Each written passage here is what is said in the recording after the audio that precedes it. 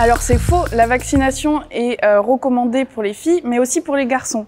En France, le vaccin s'appelle le Gardasil 9 et il est pris en charge par la Sécurité sociale. On propose de vacciner entre 11 et 14 ans avec 2 injections à 6 mois d'intervalle. On peut proposer aussi une vaccination de rattrapage jusqu'à 19 ans, mais cette fois-ci avec 3 injections. Ce vaccin est très efficace, il permet en effet de réduire l'incidence de cancer au niveau du col de l'utérus, mais aussi au niveau d'autres localisations, comme au niveau de l'anus, du pénis et au niveau ORL. Ce vaccin est aussi très sûr, en effet on a beaucoup d'années de recul et plusieurs études ont montré qu'il n'y avait aucun effet secondaire grave lié à ce vaccin.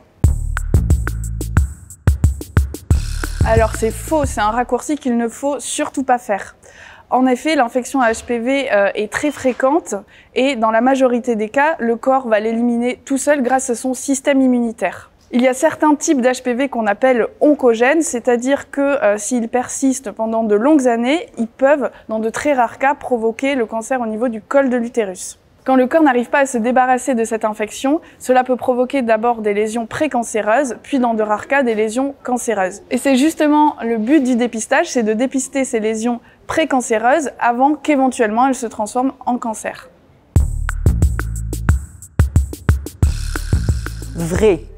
Le cancer du col de l'utérus pourrait être éradiqué. Le facteur de risque principal est la présence prolongée de l'HPV au niveau du col de l'utérus. Pour le prévenir et in fine l'éradiquer, il existe 2 stratégies.